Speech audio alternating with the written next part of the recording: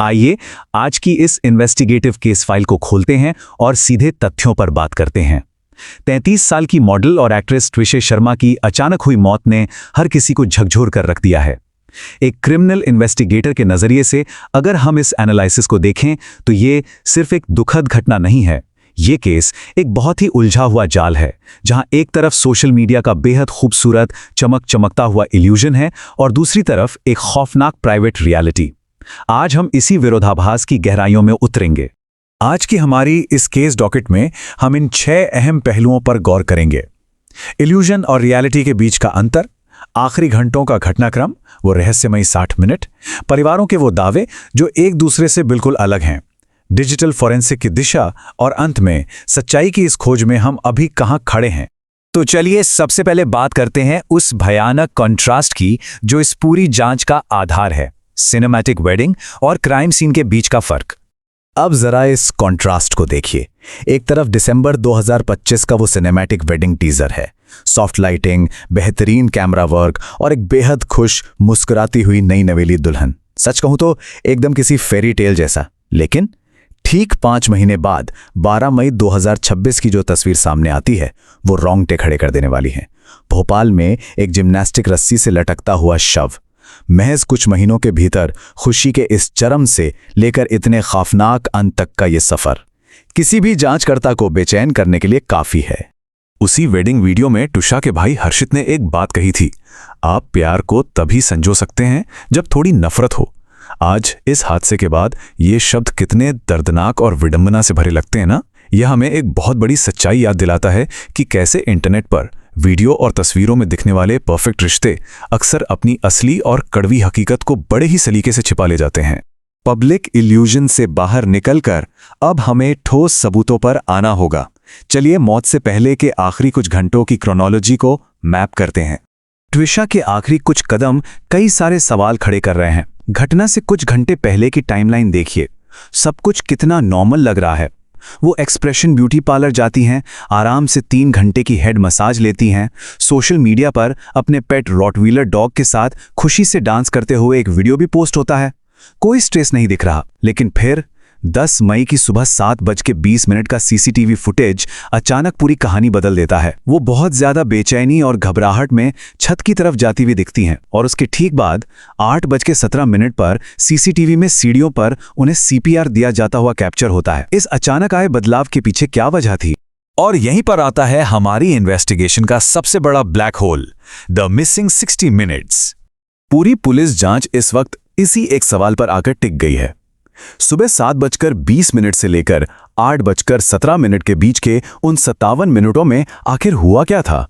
हमारे पास इस रहस्यमयी टाइम फ्रेम का कोई कैमरा रिकॉर्ड नहीं है, कोई चश्मदीद गवाह नहीं है, बस एक खामोशी। एक इन्वेस्टिगेटर के दिमाग में इस गैप को देखकर तुरंत कुछ रेड फ्लैग्स उठते हैं। हालत बिगड़ने पर उन्हें फौरन अस्पताल क्यों नहीं ले जाया गया?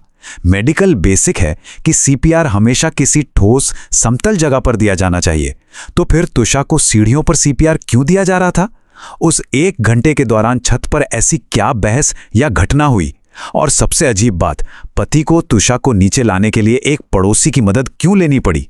ये वो विसंगतियां हैं जिन्हें इग्नोर नहीं किया जा सकता और जो इस पूरे घटनाक्रम पर एक बड़ा सवाल या निशान लगाती हैं।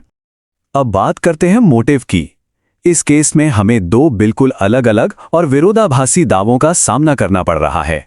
हमें इन दोनों थियरीज को पूरी तरह से निष्पक्ष होकर देखना होगा। एक तरफ ट्विशा के परिवार का बहुत ही गंभीर आरोप है कि शादी के बाद से ही लगातार दहेज की मांग हो रही थी और ट्विशा को शारीरिक और मानसिक रूप से प्रताड़ित किया जा रहा था। वहीं दूसरी तरफ पति के परिवार का अपना डिफेंस है। उनका दावा है कि ट्विशा मानसिक रूप से परेशान थी और शायद सब्सटेंस अब्यूज या ड्रग्स जैसे इश्यूज से जूझ रही थी। जांच एजेंसियों का काम किसी एक पक्ष को चुनना नहीं है, बल्कि मेडिकल और फोरेंसिक सबूतों के जरिए सच को बाहर लाना है। इन दावों के बीच सबूतों से संभावित छेड़छाड़ का एंगल इस केस को एक डार्क थ्रिलर जैसा बना देता है। घटना के ठीक अगले दिन की ये टाइमलाइन बहुत ही सस्पिशियस है।